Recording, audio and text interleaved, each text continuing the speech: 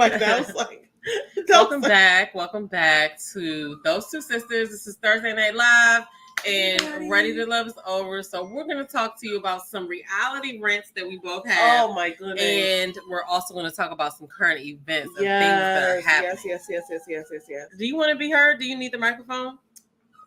Listen, King is sounding off because he is really upset about something. He's tripping right now. Now, let's just talk about King's rants real quick. I don't have time to chase him around tonight. We'll talk about King's rants real quick. First of all, King told me earlier he wanted to give a shout out to Jamie Foxx and his family for whatever that's happening over there because... Yeah, what is happening with that? So, I've heard a couple of things. He might have had a stroke or something like that, but, I mean, Jamie Foxx is so... I don't know. I just feel like he's so resilient. I thought it was a fake news story when I saw it. I was like, right. It's one of those things you just really can't believe. You know what I'm saying? Like, because he's so young. He is. He's so young. It's like he's in his early 50s, perhaps. Is he? I don't know. I think so. We're gonna find that out. Google how Jamie Foxx is. I was really shocked. And plus, Jerry Springer died today. Jerry Springer died. Let me just tell you something. And you know who else passed away? I think the lady that accused Emmett Till. What was her name? She just okay. Yeah. So well, she's shout out to her loved ones. But I really was affected by the Jamie Foxx news. Okay, so I was affected by the Jamie Foxx news. He's 55. He was one of those people who is a part of like pop culture without really being like necessarily acknowledged. Like I feel like Dave Chappelle's one of those people too, but I feel like people do acknowledge him. People do acknowledge the genius of Dave Chappelle. This undeniable, like some of the things he says, like resonate with you, and then you go off later and you be like, "Wow, that was some real life advice." Hey, Monique. So that was some real life advice. So I feel like Dave Chappelle gets his flowers. Like people like Martin Lawrence, perhaps, like get their flowers. Eddie Murphy, like what I'm saying. Jamie Foxx is a beast though. Like he could sing. He's a quadruple Jamie Foxx or show something. Was the shit. Okay. First of all, let's talk about In Living Color. Those jingles. In Living Color. Yeah, I forgot about that. There was this one thing he did on the Jamie Foxx show where he was singing with his co-star who later she's a member of In Vogue actually, but they did this whole like play on like it was a jingle off and and they did this one bit on white rice. That was bomb. The white rice skit from Jamie Foxx. If you've never seen it, like look it up. Definitely. He's such an amazing person. Like the wedding scene was tight too though. Yeah, that was tight with too. Fancy. I'll call her Fancy. Garcelle Bouffalo. Let's not. But anyway, he's not dead or anything. But that joint kind of jerked me a little bit because I was like, so we talk about like his comedy in his movies, and he was Ray, by the way. He's a musician. Like he can play instruments, he can sing, he can act. He's a comedian. He's like a quadruple threat. But then also, what I realized about him is like, do you remember that Jamie Foxx album that came out in like 2006 or something? See, this is why I didn't want to let you out because what are you doing? You in the microphone. Is he begging for food? Who even knows? He's not getting anything. You just ate and you had 2 snacks. Guys, King has a lot to say. Okay, so we definitely go back in there. Can you put him back in there, please? Because he's really going to be a nuisance. Okay, go in there, buddy. Come on. Get in. Go on. Get in. Get in there. Come on. Get the fuck in. You can come out later, okay? Okay.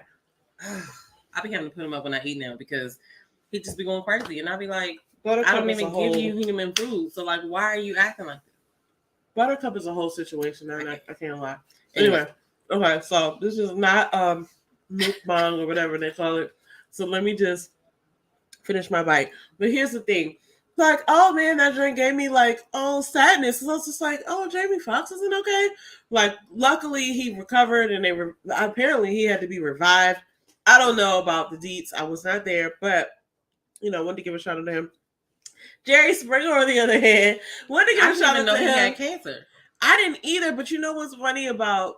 I mean, not funny, but I really appreciate his sort of like service, if you will. Because a lot of people have a lot of stuff bad about to say about him. But what's funny to me is like we all know who Jerry Springer is. If you know who Jerry Springer is, then you watched some of his show, whether it was a clip or whether you just knew who it was.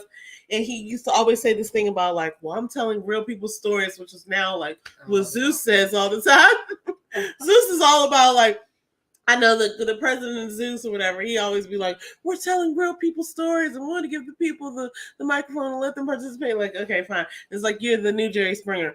But Jerry Springer used to give this bomb monologue at the end of his show. Like he used to have all these people on doing all kinds of things like that we would call ratchet. And actually one of my coworkers was like, when he didn't live in this country, he used to watch Jerry Springer and he was like, oh, that's how the Americans are. Wow. I was like, oh my God. He was like, they didn't really get that many American channels in this country, but he would watch Jerry Springer. Though. Imagine that being our representation. That's how you came here, but that's crazy. It was just like he probably thought we were wild around here. A lot of other people do too, because I mean, look at the stuff that's going on now. Yeah, true. And they're only getting certain programming. Imagine, what their thoughts are. Luckily, we now have the internet, so you can see. Well, luckily in many ways, but you can see different aspects of what's going on from different perspectives. But, back then, I used to love the Jerry Springer monologue when he would come on at the end and make sense of everything. He would give you a whole life bar. He would just be like, here's the meaning of life. And it would be like, in a 30-second thing. And it's like, wow, he really put that together. So anyway, rest in peace to Jerry Springer. Gotta say that. I know that's not even one of our topics. What's up, Craig? Well, look who's live. Wait, ain't he? Y'all must not be live unless you're multitasking. He's live. How you gonna be going live on somebody else live? But I appreciate it. Make sure you like and subscribe. He's live doing another show, and we're live, and he's finding a way to support us. I appreciate that's awesome. That. Shout out to you, Craig. Yeah, that's pretty awesome. I can't be mad at that. I'm so grateful. So okay, here's the deal. We have a lot of things to talk about tonight. Let me just kind of list some of them out, and maybe we won't get to it. Yeah, because I don't even know all of what you were talking about. We gotta talk about Love is Blind. Okay, so there's that, because your girl has caught up with some episodes. I haven't gotten all the way to the end. I do believe it was divine intervention that stopped me from watching the live event, because the live event actually was not live reunion. I was like, forget it. I don't need to watch all this. Luckily, I watched all of that. I'm on the second wedding. I'm just after the second wedding. Ellen? And Ellen, I watched Love is Blind. Hey, Ellen, I just wanted to let you know I watched Love is Blind, but I'm almost done. I didn't see the whole thing. I just got to the end of the second wedding. I'm about to watch the first. I'm going to let you get back to the list, but other stuff after the show is a bunch of other stuff that pops off. So that's why you needed to watch the episode so you know who we were talking about and what happened. You know what I mean? But anyway, get back to the list. All right, I have so many thoughts. I feel like I need to capture those thoughts before I even see more. Mm-hmm. So I do have an idea for me to break down some of the episodes, but we're going to talk about it tonight. Okay. And then the other thing is, got to talk about Don Lemon and what's happening there. Don't have a lot of deets, but I used to watch him all the time when Chris Cuomo and him were on CNN, and he had his late show then.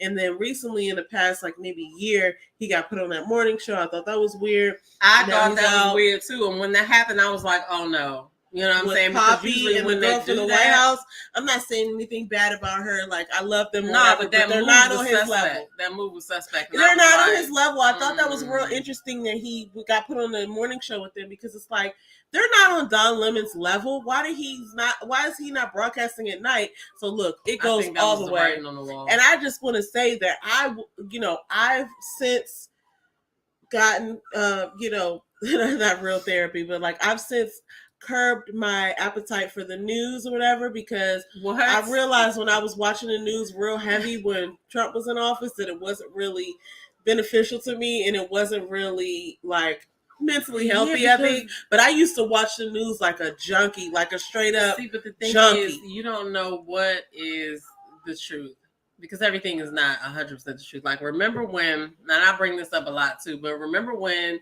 the DC Sniper was out. Let me get that so I can make sure that right. Order. The DC Sniper was out, and they were telling everybody about these white box trucks. Turns out there was not even a white box truck involved. You know what I'm saying? I was so worried because you was pregnant with Earl. I was so worried. I was in Atlanta. I was like, yo, I was praying every night. But then also when 9/11 happened, like then they go on TV and they're showing like these, what we could do and all this stuff. I'm like, we're really going to show our strategy on TV? No, we're not. Like, this is just all fluff. Like, you just never know what to like. Some people be like breaking news and all this, and they be telling all our secrets like dummies.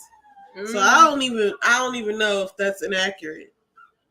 That's crazy. So anyway, the point is, you just have to watch it with a grain of salt. Yeah, for sure.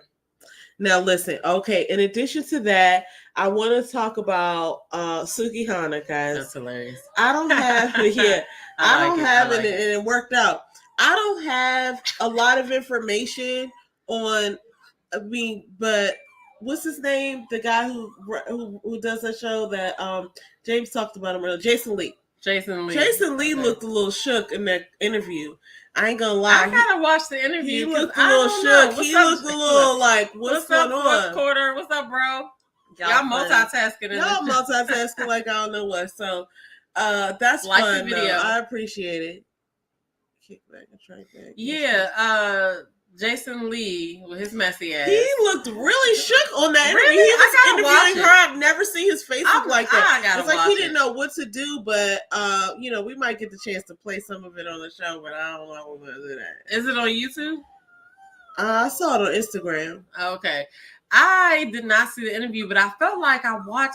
You know how you sleep and the TV be on? I felt like I woke up and something crazy was happening with her, but I obviously I was asleep, so I didn't get to like grasp onto what was going on. But she is a wild card, so she's a little much, and I don't know even why she's famous or what she does. I just know her from being online. She's a rapper. Is she a rapper? Is she a rapper? Is she though? I know she's. I've never heard a song. I thought she was on that song. Okay, maybe I just made that up. I don't know. Everybody, now I gotta see. Know I don't know. I just be seeing her on.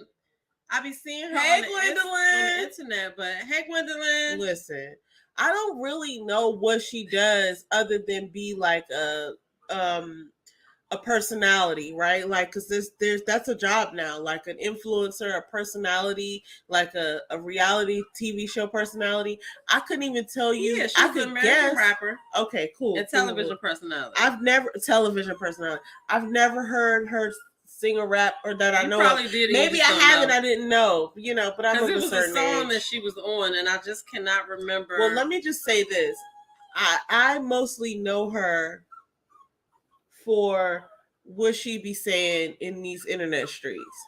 And Jason Lee is really tripping right now. Jason Lee normally is the one who, I'm sorry, I didn't even ask you if I could do that. Yeah, she was on making a Cardi B. Listen, I'm not trying to take nothing away from her, and I may have heard some of her songs and didn't realize I knew she was a rapper. I didn't know. Maybe she was realizing. Look, this is multitasking. Maybe I didn't realize who she was, and maybe I do know. Maybe I've heard her songs. Multitask now. Oh gosh, maybe I've heard some of her songs, and I never realized that I was listening to her. Because you probably did. Because that Cardi B and Megan Thee Stallion song is probably something we know, but I'm old and I can't remember the name of it right now. But you know Megan Thee Stallion when you hear her voice. I'll look it up later. Megan Thee Stallion and Cardi B are talented as such where you can understand like, oh, this person is doing this song, so I recognize what they're doing. But anyway, I don't know anything about Suki Hana or her life. I just know that she scared the shit out of Jason Lee, and I was there to witness it, and that was interesting. Anyway, so let's go ahead and start off and kick off, because I don't want to talk about Love is Blind yet. I can be there for a long time. Let's talk about Donovan. Let's start with that.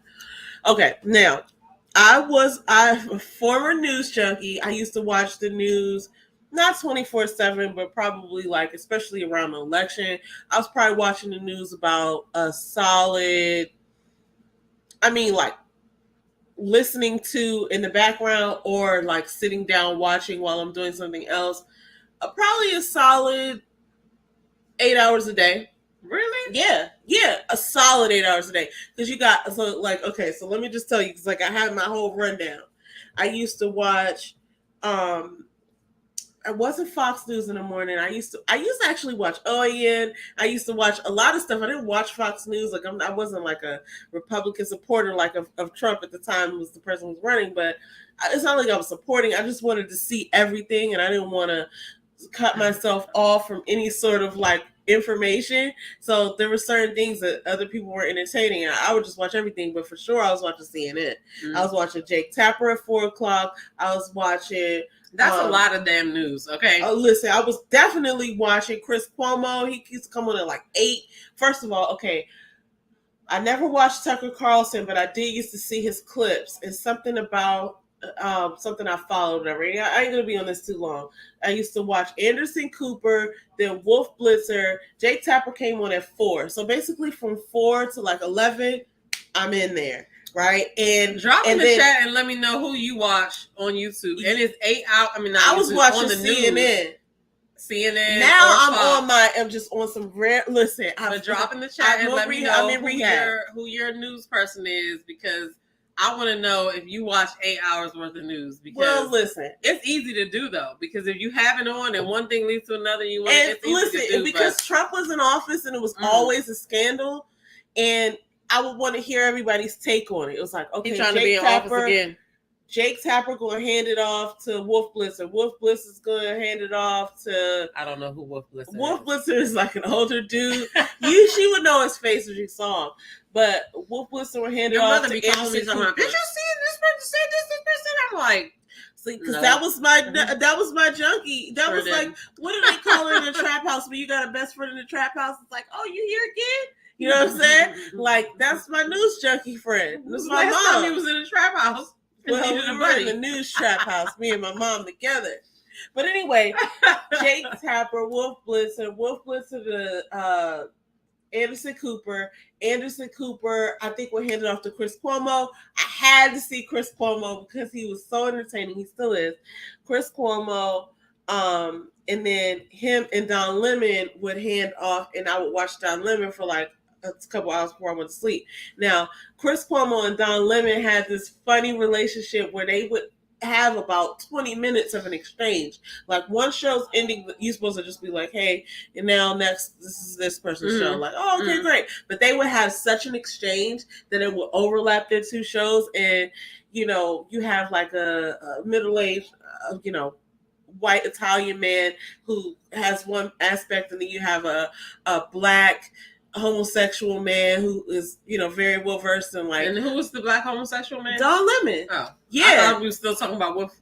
No, Wolf Blitzer is an old white guy. Wolf Blitzer. Oh. He's fun, but he's an old white guy. Wolf, he's not listening. Okay. He doesn't know me. But anyway, okay. So off of that, I was so weirded out when they actually made Don Lemon. I'm saying made, but they took his nitro. So first of all, Chris Cuomo was fired from CNN. Right around the time that his brother Andrew Cuomo, who the mayor or whatever of New York City, was he the mayor? I don't know, but I liked him. So anyway, I remember seeing him all during the pandemic. He had a lot of stuff going on with the ladies. Something happened. And people were saying that he was like abusive, or not like physically abusive, but like he got caught up. Yeah, okay, so my man got caught up, and I haven't heard from him since. And I remember when Chris Cuomo had moved in his basement or whatever. Yeah, because he had COVID. Yeah, I remember that. And I was like, oh, he got a brother. Look, if you don't calm. But what's funny is this. When it's not funny. I'm not laughing. It's not funny. But what I'm saying is, I realized that when Andrew Cuomo got, that whole situation happened to him. You have to stop it. You have to stop it. Oh, he's so sad. He's so spoiled. So when that whole thing happened and Chris Cuomo got sort of like canned, Don Lemon stayed, but then soon after, Don Lemon got switched to the morning, and I thought that was weird. Then recently, and I haven't been watching, honestly, that hard because I'm in rehab. I'm in news rehab. But 8 hours of news is a lot. It is. I don't know. I mean, listen, it was the election. I'm not There's a lot of things happening. I watched 8 hours of YouTube crap. This is election time. I'm not saying like I do 8 hours like of every news day, on an everyday basis, but back in 2019. Okay. Or actually 2020. So first of all, I think we were home all the time. Second of all, I was following the election. And third of all, we had a weird dude for president saying crazy stuff all the time. And I knew that the insurrection, is it called the insurrection? Oh, the January. Yeah, I knew January 6th was going to happen because, listen, I knew it was going to happen because James, my husband, was watching me. I was making us lunch. And I had my iPad in the kitchen and I was like making our salads and stuff. And I was like, yo, what is Donald Trump doing? Like, they're supposed to be handing over, they're supposed to be passing the votes, like doing their little thing, whatever, downtown. Like, why? And we were right there. Like, I was like, I want to know what's happening. Mm-hmm. So I was watching that joke and he was talking crazy. And I was like, yo, I'm not a hater of Donald Trump. Actually, I like him as a person. I just don't like him as my president. But I think he's hilarious. Like, to be honest with you, like, I think the stuff that comes out of his mouth, like, I think it's hilarious. And I remember thinking to myself, not all of it, and especially not as a president of the United States. Like, you can't be talking like this, sir. But like, if he was just a regular dude, like at the bar, talking the way he was talking, you would be like, this guy. It would be hilarious, right? So I like the saying, this guy. But I don't know if I can say anyway. Like, I've always thought that before he became president, everybody was like okay with him. He's an entertaining person. You know what I'm saying? I don't have a problem with him as a person as far as like, I don't like everything he does. I do not think he's like logical and sensible and like cares about people all the time or at all. But I think he's funny. You know what I'm saying? But I don't want him as our president. That's what I do know. But anyway. Well, he's trying to be that again. When I saw him talking to his like base or whatever, and it's like, these are people who came to Washington, D.C. to see him. They know that another president is coming in behind him. Like, what are they doing? So that was what piqued my interest. And I was watching it, and I had to watch him on either Fox News or OAN. I can't remember which one it was. Not to get down. Yeah, because he's trying to get at that plate over there. But anyway, when I was watching it, I was thinking to myself, what is he saying? When I was listening to what he was saying, I was like, yo, if I was a fan of his, I would believe this, right? Like, he was talking, very reckless. If you have a cult-like following, and they're willing to defend you even when you're wrong, like, you can say whatever. I'm just saying. And he knew he had some of those kind of followers, you know what I'm saying? Because like, that whole thing was crazy. I remember that day, that January, was it January 6th? It was January 6th. That whole thing was just unbelievable. It was wild. I couldn't believe it, but I could tell something was about to happen, though, is what I'm saying. Mm-hmm. Because I was like, yo, he's really talking reckless, and he gave them these people are hyping up. He gave them the like, I could see them hyping up in the crowd, and James was like, why are you watching it? That's so negative. I was like, listen, we're only a few miles away. Like, we need to know what's happening. No, he didn't. But I was just like, we're a few miles away, buddy. Like, we need to keep it bright. Yeah, that's true. So anyway, that's true. I don't even know why I brought that up. Actually, I do know why I brought that up because I was talking about Don Lemon. So that didn't have anything to do with it. But this is, I was just making the point of like why I was watching the news so hard. Because I'm just ragging on you. Like, I would rather you be watching the shit out the news than some regular, stuff. Well, look, I used to be I'm a recovering newsaholic. We needed to see what was going on because we were all in the house. You know what I'm saying? Yeah. And so, okay, but here's the deal. So it wasn't just like a regular year or whatever, right? Oh, you're all upset. You have to calm down. This is getting ridiculous. For real. Look at him. He's really like he's mad because he thinks that he's supposed to get it. And that's great. Look at him. Walking circles around your feet trying to see if you dropped anything. Here's the thing though, right? So anybody want a dog? No, I love him. He's a part of our family, and Buttercup loves him too. Anyway, I just wanted to give some context as to why I was a news junkie. Well, so at that point, I was heavily watching, like I was pumping drugs in my veins or whatever, but I was heavily watching Don Lemon. So recently, I think as recently as like last week, James has sent me this clip of, and I don't know when the actual thing took place, but this guy's name is Vignesh. His name is not Vignesh Ganapathy. I think his dad's name is Ganapathy. But this man named Vignesh something, who's running for president, had come on to the show that Don Lemon has was hosting at the time with Poppy and this lady. Her name starts with a K. It's not Kristen. It's like something else. I don't know. She was a correspondent at the White House when Trump was in office, and so that's part of the issue that I really have to be honest with you about. Don Lemon was of a caliber that he shouldn't have been put on a show with two people who nothing against them. I'm glad that they have an opportunity to advance their careers, but like I don't know if that was his choice, but like he was obviously above grade when it comes to journalism, like 20 plus years in the game where he's on another level and he had his own show that he could just go off of like, whatever. He was just so good. He is so good.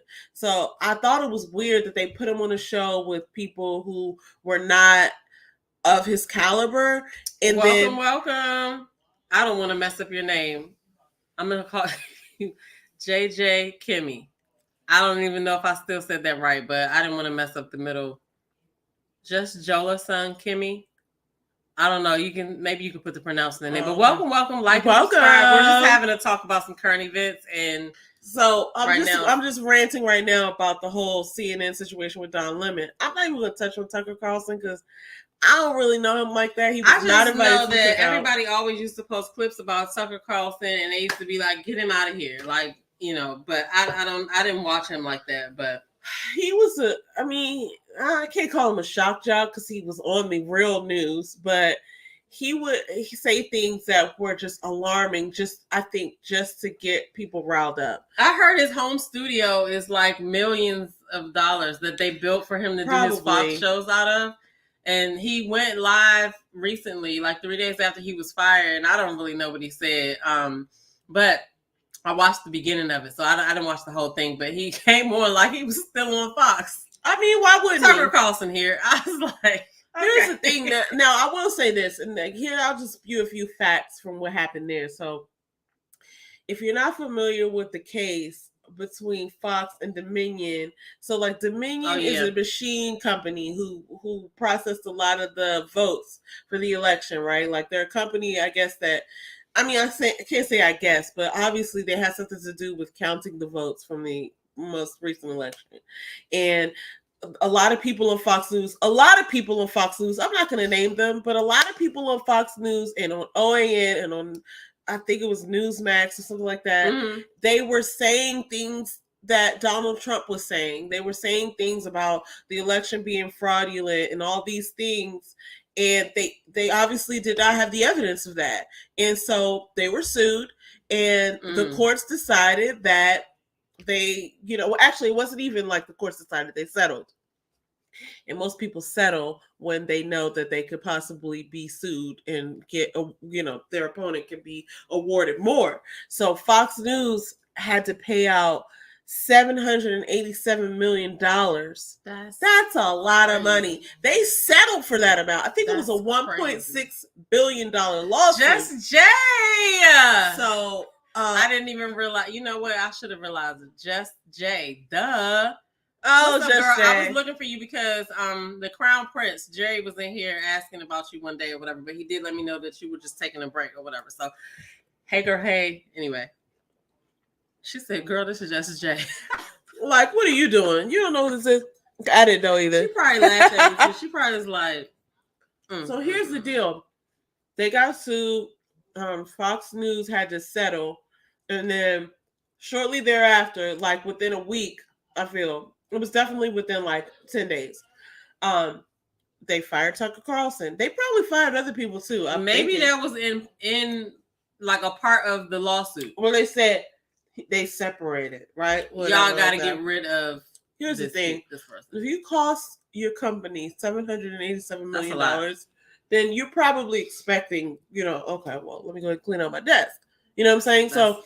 I didn't see anything from him before you said that. I still haven't seen anything from him. I don't really care to go look, but it wasn't, like I said, I only listened to the beginning of it, and I was just like, why am I watching this?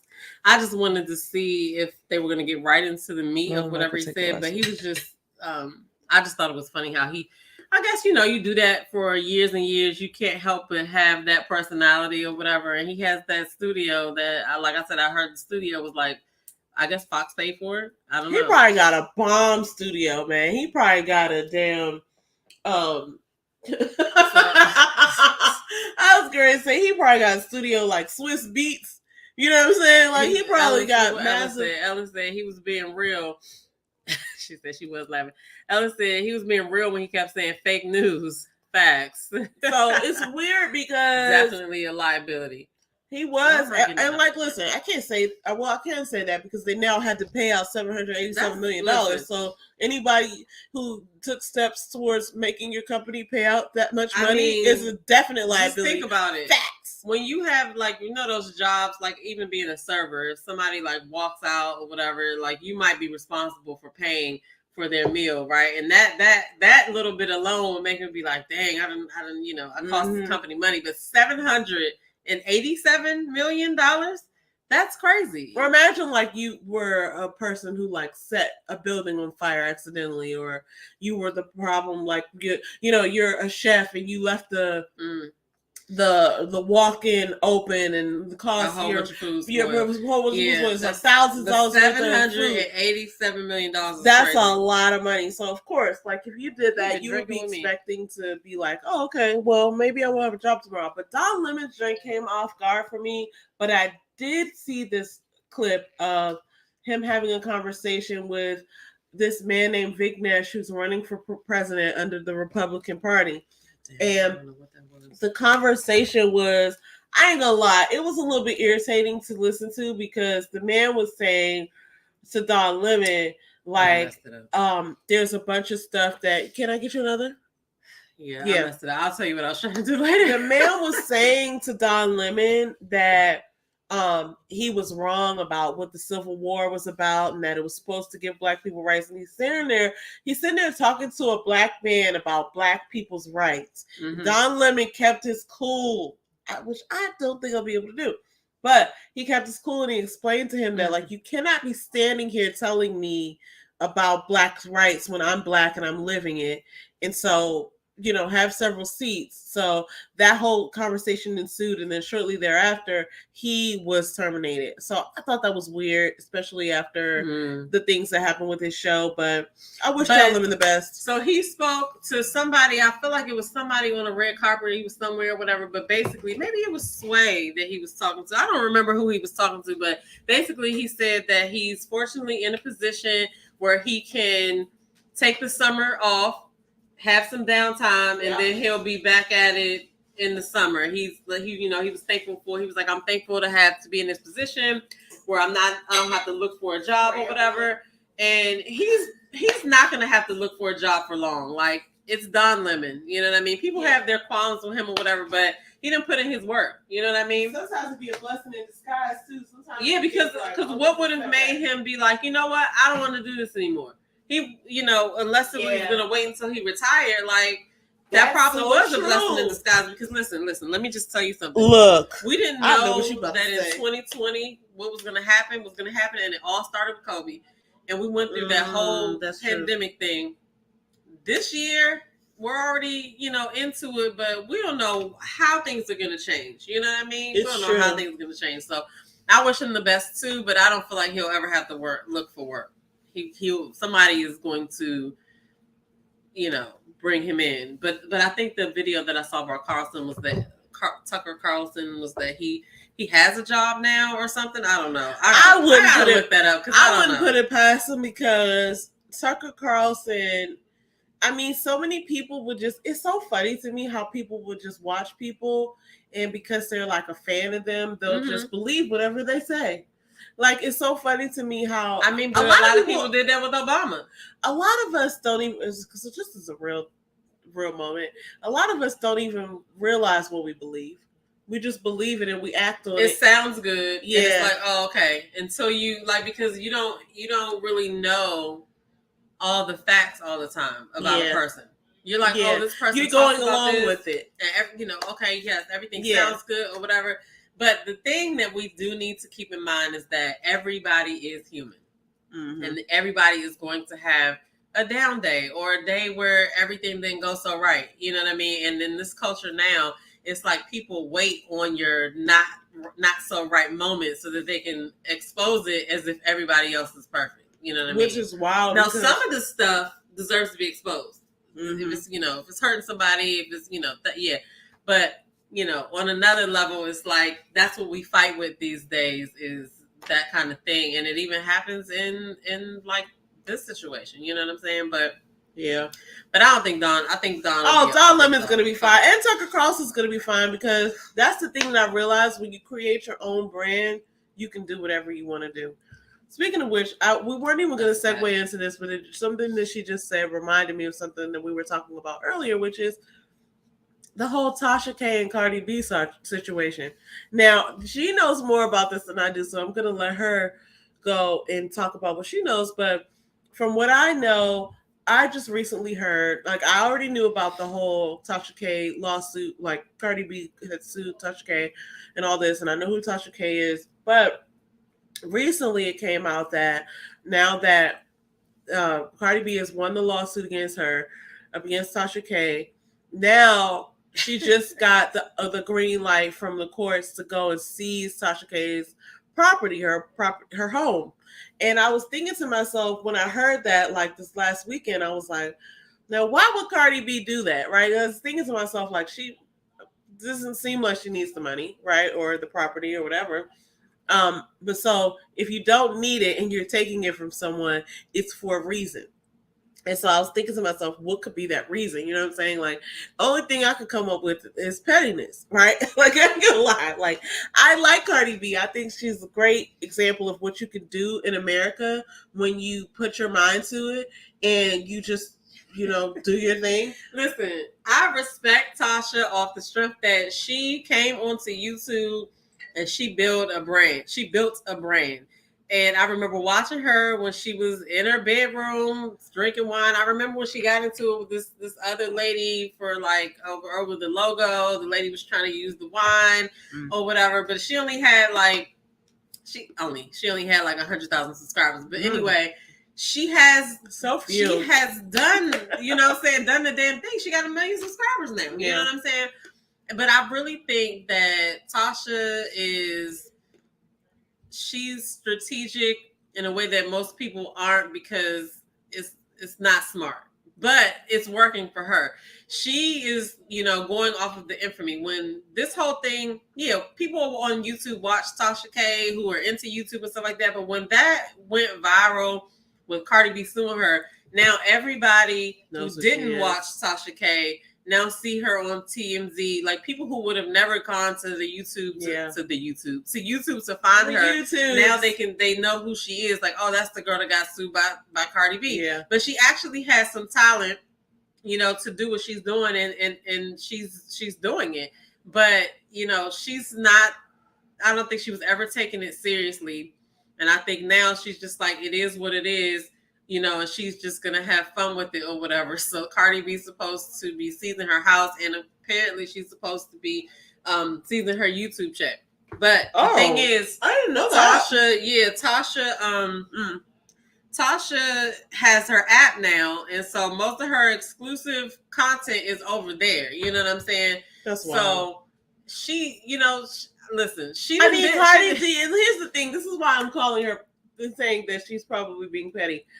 I don't think she doesn't need anything that Tasha has. It was all about purpose, because Tasha, she tried to handle that money before amicably, and Tasha wouldn't do that. She continued to be, to go hard on her or whatever, and that's how it was.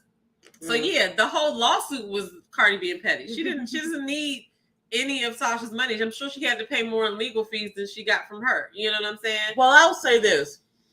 It was a defamation lawsuit. And although I'm perceiving, right, I'm assuming that she doesn't need the money. I'm assuming that she has all this money, all these, deals and stuff. I mean, she gave her husband $1 million or whatever that was. I'm assuming that she doesn't need that money. So that's my assumption. But what I'm also saying is that she did build her brand and everything Cardi B did off of social media. Like, she wasn't like the most popular artists out there touring and things like that. She went on Love and Hip Hop.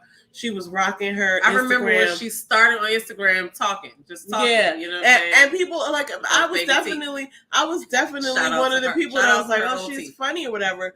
And I would listen to what she was saying, and she was, she had an authenticity about her that I thought was cool or whatever. But I could understand why she would want to be, protective over the internet brand, because that's where she came from. But at the same time, it's like, why are you taking somebody something when you don't need it, right? Because it's principle. Like, if somebody just needs an ass whipping, and it's the principle sometimes. Well, like, if you show you how my mother, or you spit on my mother, or whatever it is, I gotta beat your ass for the principle. Now, Ellen brings up a good point. All she had to do, Tasha K, was apologize and take the video down. Now, meanwhile, all of this is going on, right? Yeah. The shit happens. The interview happens with Star Marie, and it blows up. Cardi did try to reach out to her behind the scenes to stop it, and Tasha was pressing the gas, right? Okay. Fuck you, whatever. She might have even said it just like that. Big. She was talking a lot of shit, and I think that they played those videos in court, which is why she probably lost, because it just looked like she was being a bully. You know what I'm saying? And so Cardi B, she has all this money. Yeah, I can't come and fuck you up. I can't send nobody to do nothing, because that was threats to that too. Like, she was going to send somebody or whatever. Yeah. Like, all these things going around on the internet.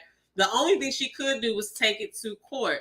Now, meanwhile, all of these months that this is going on, Tasha K's videos getting massive views, and she's getting paid off of those views every month. You know what I'm saying?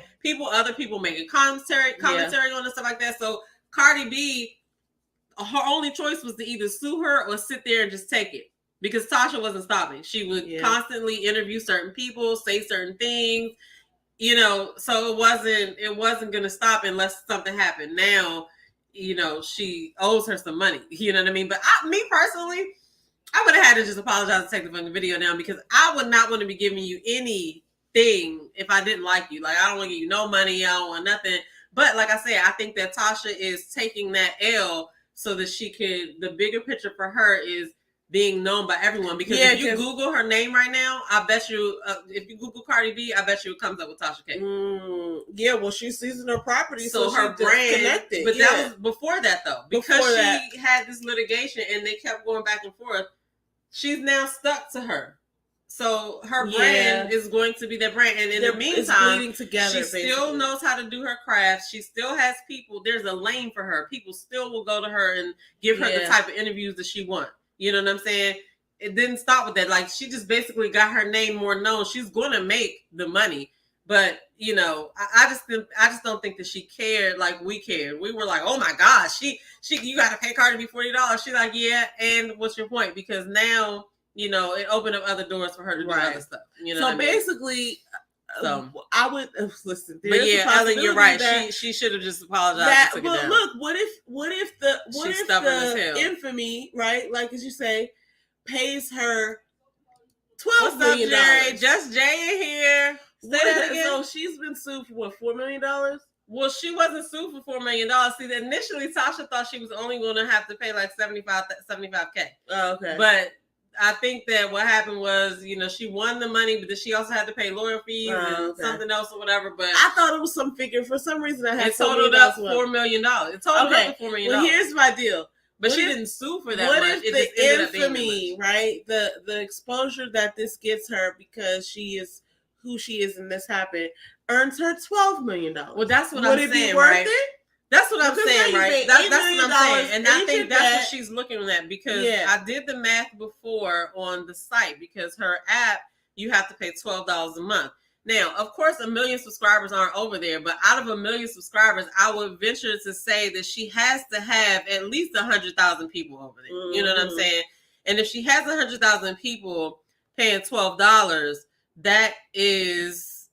Well, she's not getting $1 million. Well, she's not getting all of the apps. I think Apple pays 50%. I think. So if you have an app on their platform that can be purchased, perhaps they are giving you 50% of that. Of the money? Of whatever the app costs. Let's just say because they're hosting your app. Let's just say she had 100,000 people over there, which who knows? But out of 1 million subscribers, that's only like 10%, right? Right. And so it could be higher, right? Yeah. So let's just go with $100,000 per month. If you got 100,000 people paying $12, is a $1.2 million per month. If she's paying Apple half of that, she still got half of $1.2 million. So my point is, even and that's one venture, right? Yeah. If she's she's also got other stuff going on.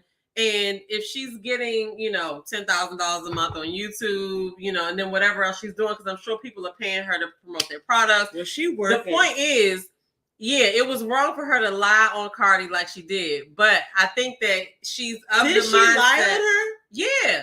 Well, listen, I ain't no doctor. I don't know. The point is, she was defaming the girl, saying she had herpes and stuff like that. So she obviously got mad about that because that came from an interview. But in court, she had to prove that. She had to bring paperwork to say, no, I don't. Right. You know what I'm saying? But the thing is, the point is, I don't think Tasha was looking at it from a moral standpoint, or she wasn't looking at it like, I'm gonna be nice. It was just like, you know what? I talk about people. This is what I do, right? Some people are gonna get mad. And once you get into something like that, to a certain extent, it's like either you gotta just keep going.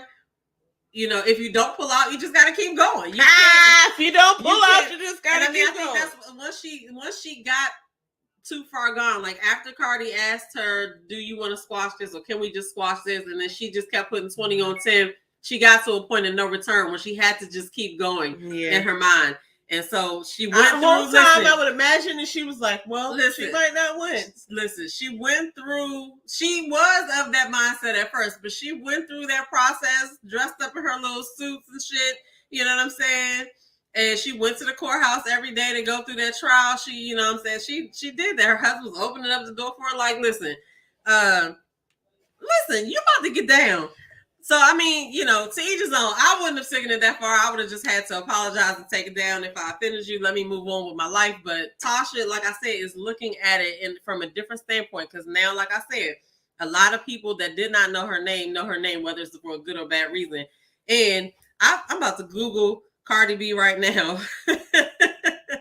just to see if Tasha K's name comes up with hers. We should look at that. But another thing to me is that, like, no hate, no shade to either of them, but the one thing that sticks out to me is just like the human element, or the whatever.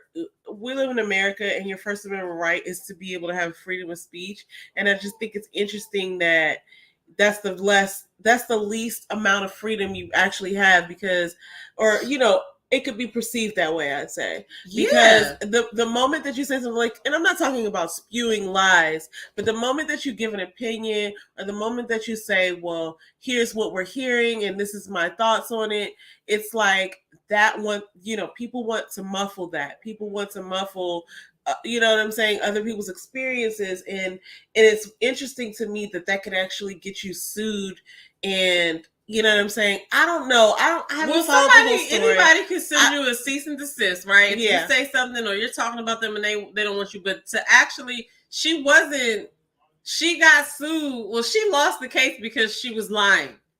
She was defaming her. Like, you know what I'm saying? It was defamation. So my thing is, you can say, okay, you can say what you want to say, but like, obviously you lost the case. As a regular person, though, if you make a mistake or whatever, or somebody gets mad about something, like, hey, listen, I'm just, okay, fine. You know what I'm saying? But like I said, the video was making hella views. Yeah. And she was getting paid off of it. And at that time, it's like, do what you gotta do. You know what I'm saying? Like, to me, because Tasha, you just have to understand how Tasha is. Tasha would be like, fuck that shit. Okay. You know what's funny to me? Because even to her detriment, but still, even though you've explained this to me, I have to be like real honest about it, because I don't know her like that, but it seems like she's taking it on the chin. And those are the type of people who are resilient. You just don't really know what happens, because it's like, I remember, and not to say this is like my hero or anything, but like when Kanye West, years ago, he had made these comments about like, why doesn't,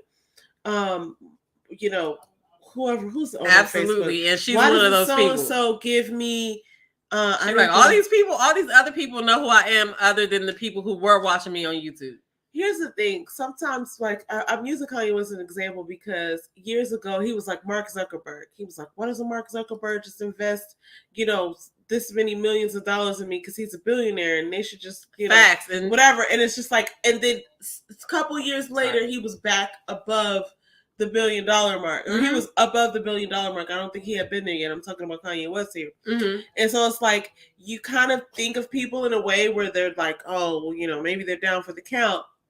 But this lady seems like, hey, listen, I have an opportunity to do something here. Let's see what happens. And so it might just be that she's down. She seems down for the count right now, but perhaps she's going to come back out and make more than that lawsuit has her paying out. I don't know how many people are over there on the app. You know what I'm saying? But I just know that as a watcher of her, who knows what's really going on behind the scenes. She might be stressed the fuck out, right? Yeah, she might be. But she's not showing it. Nah, like she was a little, I would say, shaken once it was over and she came and talked about how she, what happened and everything. She didn't really talk about what happened. She read a statement. And when she read the statement, you could just tell she was just like, man, fuck this shit. She didn't want to do the statement or whatever, but you just gotta respect somebody that is just like okay to just be themselves. Whether it's like, listen, here's what it is. Okay, because none of us are perfect, and we all have days that we do down, stuff that you might not agree with me saying this, or you might not agree with me eating that, or whatever the case, right? But I can't down her as throw her away as a person because I just gotta respect the hustle. Like no matter what has happened, and when I say what has happened, it's like. You just got sued and you now owe $4 million. But a lot of people will be like, oh, shit. Right, but she's just like, you know what? It is what it is. And in retrospect, it's just like, she learned something. She did come on and say and talk about how she learned something and how, she knows she was wrong. She did admit that or whatever. And she grew a little bit. You know what I mean? Yeah. But, you just got to respect the lady's hustle because... It would be funny if she comes out on...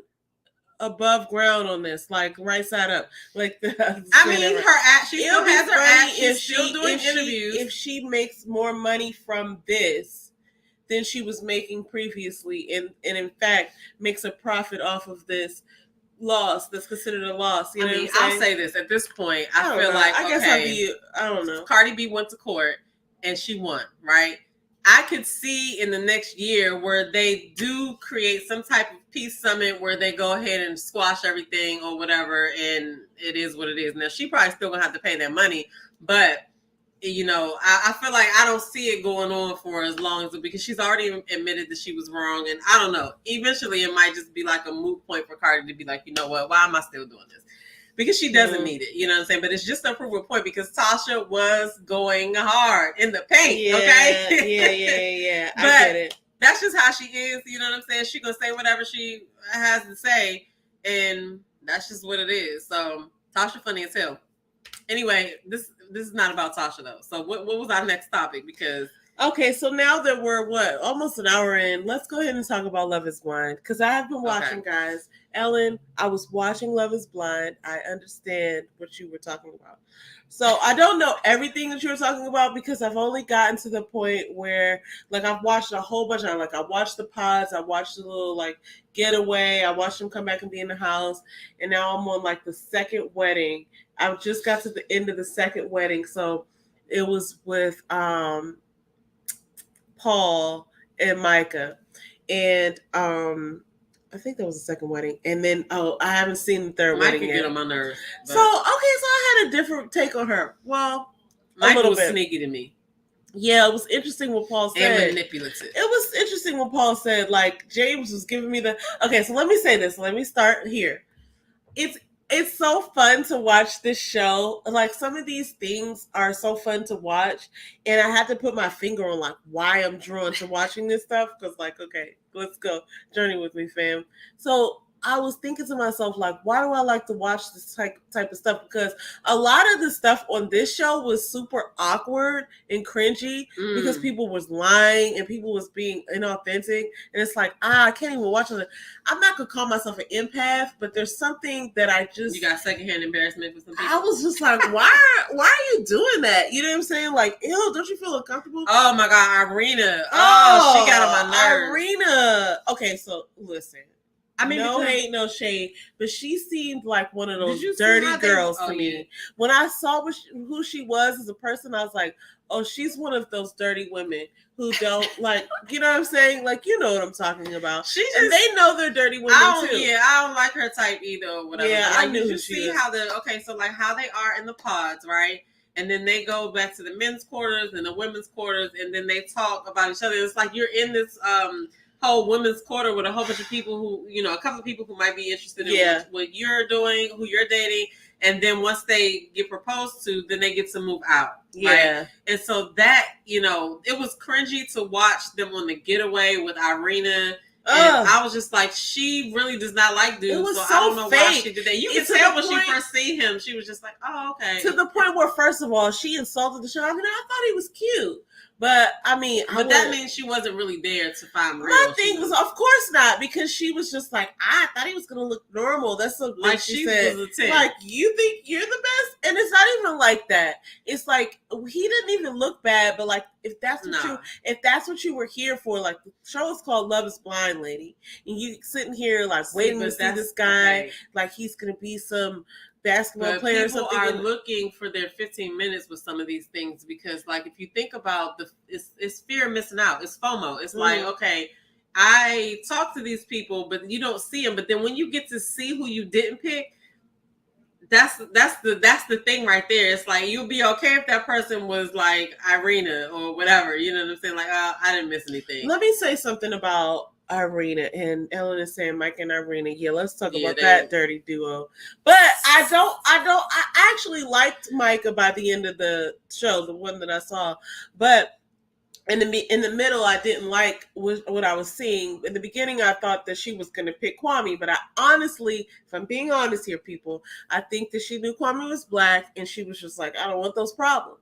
You know what I'm saying? Like, but she then tried to flirt with him. Okay, at the getaway. Toxic. Okay, so let's go back to Irina. Who was the one that asked him to get her a drink? Was it Micah?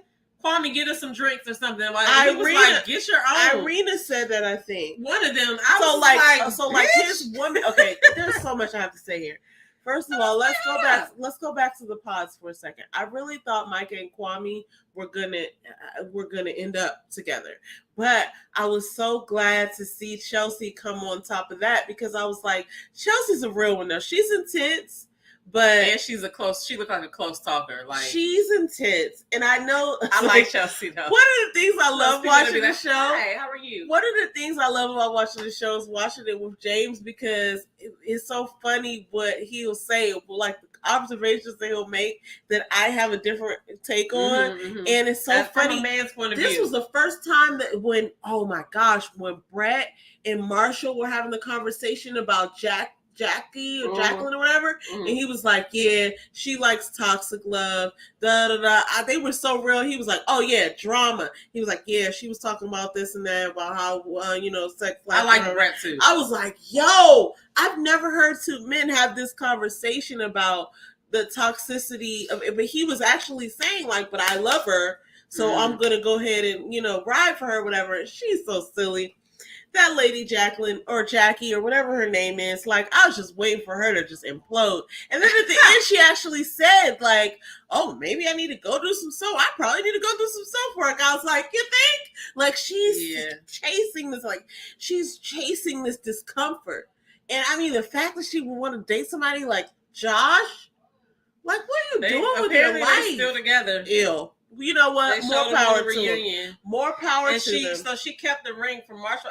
Asked her for the ring which back. was so weird to me. And she said what do you want the ring? Did you see what she said? Why she kept probably pawned that ring. Did you see why she said she kept it? She was like, because I did because she wanted to no, because he wanted to give it to another girl, and she didn't want to give it back to him. Dude, she wasn't into him. I don't even know why she came on that show, but I didn't see all of it, so whatever. But let's go back to Irina. Like a pride. Irina, what was her name? Shit, Irina, whatever. She was acting like a prize. Talk about Irina now. My forehead was wrinkling up the whole time. So her and Micah were like mean girls when they were in the pods and they would come back to the quarters. They were like mean girls, and Chelsea was one of the first ones to call them out. I appreciated Chelsea for being a real one in that regard. But when Micah and Irina went to they weren't together, but when they went separately to the resort or whatever, they was with the dudes.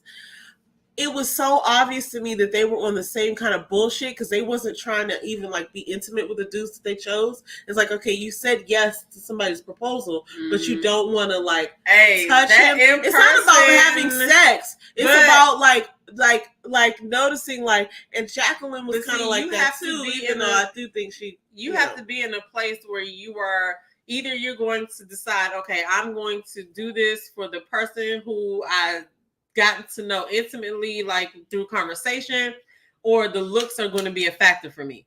If the looks are going to be a factor for you, it's going to be bad every time because you're not going to you're not prioritizing the connection. Yeah. You're prioritizing how they look. And I feel like in all the episodes that I watched in all the seasons, it's always at least one problem when the person, especially, it was the season where this dude had asked the girl to marry him and she said no, and then he picked somebody else, but then he saw her at the whatever get together, whatever. That's always the problem. You know what I'm saying? So it's a chance for that in these situations. So which is wild to me because it's like if somebody so I did like the whole idea of Bliss and I forget his name right now, but Zach. When Bliss and Zach got together, I was like, oh, they're cute. I could see how he made a bad choice or whatever, and I can understand why she could never get over that.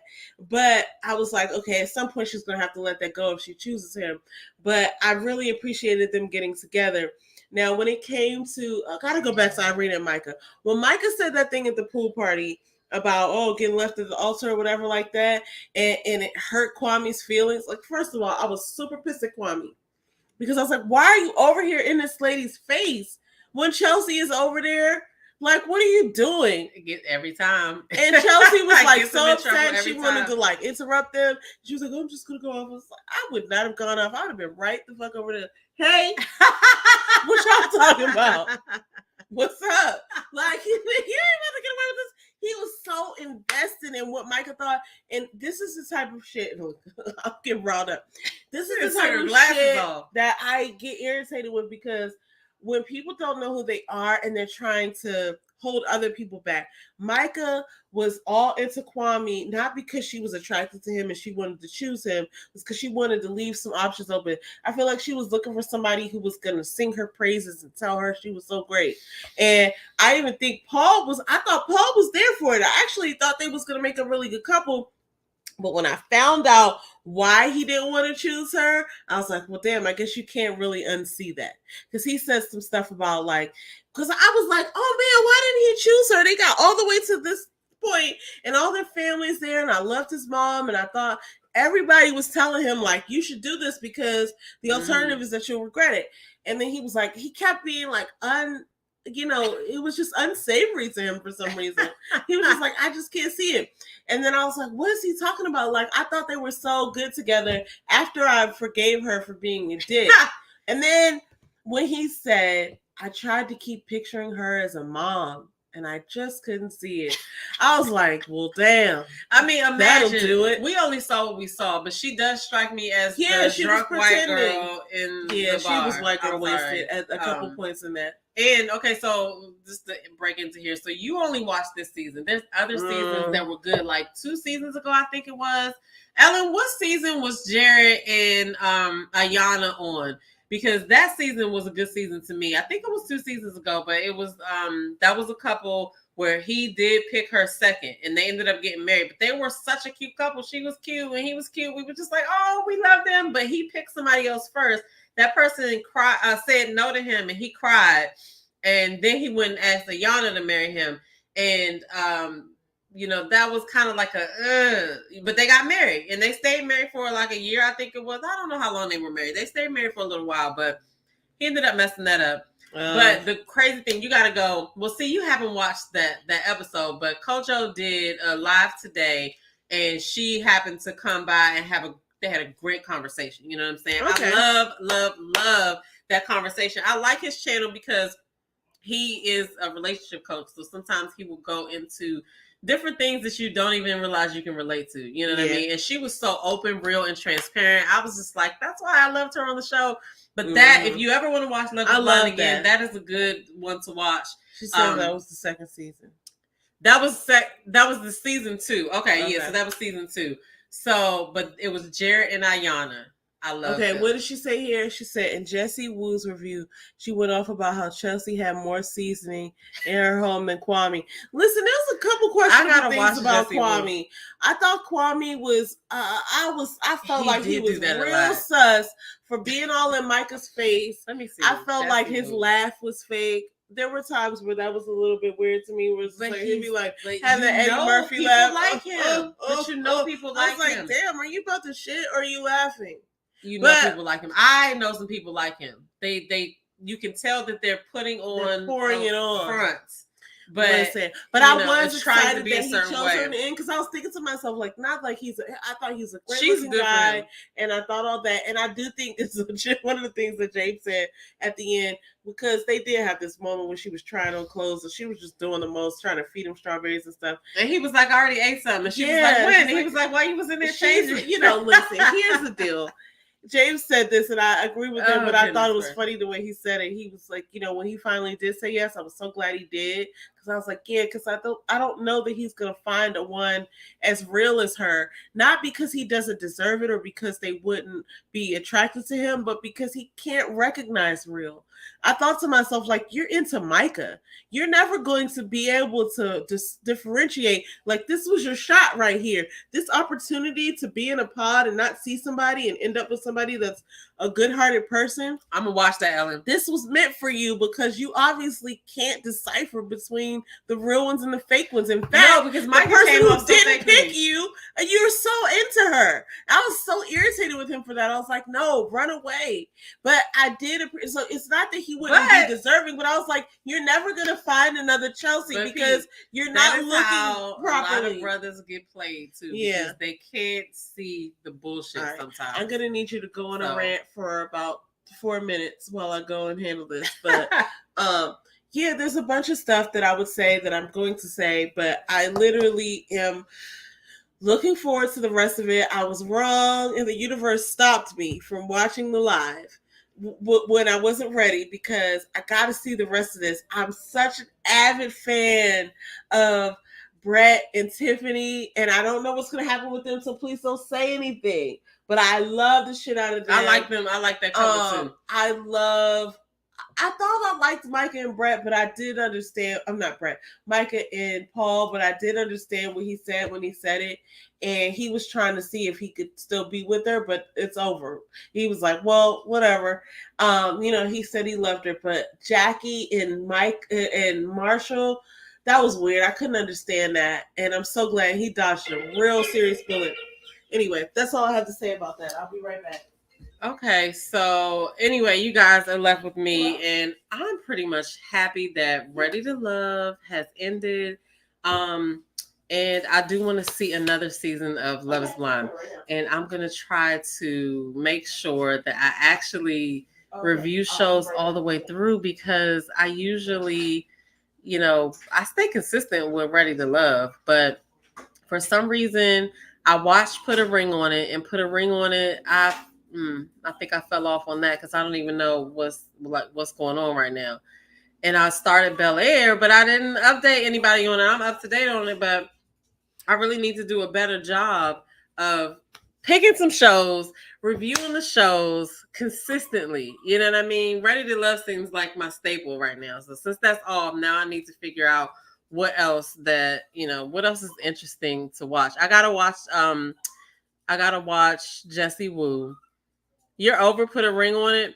What was the most irritating thing about you? Like, what's going on now? What happened in the latest episode? Because I know another couple came. I know they replaced that couple, and I know Chance and Dunbar ended up getting married. Getting engaged, which dude seems like he has a daddy complex, but it seems like she likes it. So more power to them on that. And I gotta go back and watch the latest show, but the couple that they replaced them with, did that girl really laugh like she did in the preview? Because when I saw that preview, I said, no, ma'am, you do not laugh like that. You please do not laugh like that. So, I like Jasha too. Okay, I like Jasha and his beard. Yeah, I'll just leave that there. But who was the? I saw a clip of Joya going out on a date with somebody, and the dude looked like he was a prick. I didn't watch the episode though. Dunbar threatened Courtney and Eddie. How do you threaten Courtney and Eddie? They like funny. Like, what in the world? See, he's too controlling, and I knew it. I knew it because when he got mad at the doctor for saying the word controlling and talking to him about that, I knew it. I knew it. Chase needs to get out of there. But she's not. She's not. She loves it or whatever. But how did he threaten Courtney and Eddie? That's crazy. Like, you got to be a psychopath. Ellen, please tell me what the heck happened. He got mad at their review or something. Like, but all they were doing was probably talking about, oh, you know what? They do those little skits or whatever. But still, like, you got to be able to take it on the chin because you're a public figure now that you go on now when you go on TV or whatever. So I don't get that. Joyce Day told her he doesn't like dating single moms, and he was on a date with one. So they did not. Why would they set him up with her? That's crazy. I gotta go watch that episode. Well, I mean, but you like what you like, so but he knew he was gonna be on TV saying that. I know he probably getting dragged all over the internet. He was mad at their review and he left a nice comment.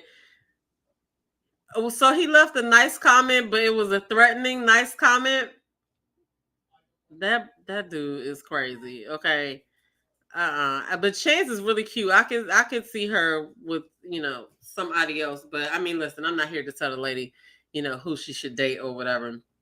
But I don't know. I started reviewing that show and I don't know. It just didn't really stick. Like, I be invested in Ready to Love. Like, I'm looking at the show because I like it. So maybe I just have to do like a revamp and like just think about what I really like to watch, because I don't even like to watch shows just to review them. I want to be able to like enjoy the show or whatever. So Kirk Franklin has a new show coming out and I feel like it's called The One. But him and his wife are supposed to help a couple or people find the one. I think it's a couple. I think it's one couple, or maybe it's a small number of people. But I felt like I saw one of the dudes from Ready to Love on that preview. So be on the lookout for that. I want to say it's either on WeTV or OWN. I feel like I should know that, but it's not coming out until like in the middle of May. So I will do another video and say when it's coming out. But I thought that would be interesting that Kirk Franklin is going to help somebody find love or whatever. So, other than that, there was another show that I know Kamisha did a bunch of interviews for, and it was Queens. I think it was the Queen's Court. I think it was Tierra Marie. No, Nivea. Was it Nivea? Tamar Braxton and one other person. Yeah, I'm unknowledgeable on that show, but they, before I could watch the show, they had already revealed who had picked who, and so I was like, well, what's the point of me watching the show? So I was like, no, thank you, never mind then. But anyway, look, this is what's about to happen. She's about to come back up here with this food, and we're about to eat. I'm gonna give her 2 more minutes because I gotta go to work tomorrow, so I will shut this show down. Anyway, Ellen, talk to me. What do you suggest I watch tonight? Give me a roadmap for tonight. What interviews is Kojo doing tonight? Because if he did any interviews tonight, because I look forward to his interviews of the cast for Ready to Love. I gotta watch the Mercedes one. I mean the Cynthia one. See, that's what I'm saying. I didn't want to even start it because they had already told everybody, what the outcome was. It's like, what's the point of me watching it if I already know? But the one of the guys Kamisha interviewed, his name is, I want to say it's Ty or something. I can't remember what his name is on Instagram, but I follow him on Instagram because I was sharing his link when she was doing the interview. And he do too much thirst trapping for me. I'm like, dude, okay. We see your muscles. Okay, fine. Actually, Aubrey had one with Blake. I think Blake is a good interview because I don't know. He is well spoken. I do. I've been calling him a prick the whole time because he was kind of uptight. He seemed like he was uptight. But I will say, after watching some of his interviews, I see a different side of Blake. I prejudged him. What's the word? Prematurely. I prematurely prejudged him. See, okay, I might be with you. And you know who else I watched? I watched Sabrina talk to Anthony last night. I think it was last night. And Anthony is a good ass dude. I liked the interview and I was like, okay, Anthony. So I'm going to go watch that interview with Blake. I haven't watched actually Aubrey in a long time. I need to go back over there. But yeah, so sis, do you have anything else that you want to chime in on? Because we've been on here for over an hour. I just wanted to say that. Okay, here I go. Because I'm about to eat. All right, it's time to eat, guys. I just wanted to say that I'm into Love Is Blind. I love watching these types of shows because ultimately, it makes me like. How can I say this? It always makes me learn more about like who's out there as far as human beings, and like it's always interesting to watch people like look for love. And I don't know, I missed it if he did. I think the reality, I gotta go back and look. This is so funny. He better not come for J-Dub. But like the reality show love shows are really interesting because even though the premise is to find love, like you almost have to be positioned for that. So most of the time, I think people should probably be looking for what is it that I'm doing wrong, because that's going to come right out. Show? Yeah, I think and it comes out sort of like as a default. It's really interesting when you look at it and you really observe what comes out. It's just like the fact that the irony of you coming to find love and you're this fucked up. And that's the first thing that comes out. You know what I'm saying? It's almost like, why am I not finding love? That should be the name of some of these reality shows. Looking to better yourself and you're looking for ways to improve. If you think that you're the shit already, then you ain't even thinking about that. So here's a theory. Maybe those people who do actually find love or who do actually hook up into relationships are the people who are the least fucked up, because they're actually the ones who are like willing to like bend and compromise and be honest with themselves. Whereas the people who end up being like the caricatures, like the Tonys and the Micahs and the Irenas and stuff like that, it's just like, we can see your flaws so well. It's weird that you can't see them and you're actually looking for love. You know what? That is one thing that TV does, but I think it also has something to do with the fact that the people that produce the show, they get to see all the complete footage and then create their story or whatever. So even if they were edited like that, like it may not have been the same succession. But either way, she still comes off as one of those entitled, borderline mean girls to me, because the way she was acting to the other women in the house, she was laughing at certain people for what they were going through, and she was just basically playing games. And she became, and then when her friend got real mad about when she met Paul, she was like, I don't like him. You're not going to be with him. Well, you shouldn't be with him. Weird. I was like, that's fucking weird as hell. What the hell? He didn't even do anything. But maybe something that was edited out. But did you see how they laughed at her when she ran down back the No, I didn't. Back down the aisle? I always thought that was weird. It's like, why are they her friends? But then if you think about how like they wanted to see her. They wanted to see her like that. It was interesting to them. It was entertaining. Anyway, that's crazy. That's all I have to say this week. And next week we're going to come back to you. I will have finished Love Is Blind, and I will have been watching some other things. I don't know where we are on Love and Marriage. I don't know. Are they even going to have a reunion? I feel like they went on pause, like they went on spring break or something for several months. They did go on pause, but I don't know if it played. Like Couples if you stay Retreat gone is too coming long. back. I don't know about Couples Retreat. I've never seen that. I don't think. Have I? Couples Retreat was Couples Retreat was the joke with Michael Blackson, right? Wasn't it Michael Blackson? Jesus. He invited like different couples out there to work on that shit, and that joke was drama. All right, well, so I can look at that, but I do need to go back. Okay, so the first order of business for me, like in the background, is I need to go back and look at. Me too, Ellen. I love reality shows. I do too, and I love reality shows that deal with people who are looking for something and who are willing to be authentic. I love those. End up being That's a mental illness right there. She even defended her friend for laughing at her. Yeah, she, like I said, she seems like one of those. I'm sorry, sad to say, one of those girls that she just seems like she's entitled and she just is kind of like a mean girl. I'm trying to be nice about it because I'm not trying to make it like a race thing or whatever, but I felt like she was like one of those entitled little white girls. Yeah, perhaps. I don't know. Perhaps. I thought her dad was funny too. Anybody, he was like, we have to be here. You're our only child. Like, her dad was funny as I don't know what. But anyway. Yeah, I'm going to watch Couples Retreat. I'm going to watch Couples Retreat. So I am going to do better at reviewing shows and same. Same, you still got to do Tea with TT. I have so many ideas. It's happening, guys. It's happening. I promise. Just got to get it. Anyway, so thank y'all for hanging out with us tonight while we had our little sister chat. Definitely like the video, share, subscribe, tell a friend.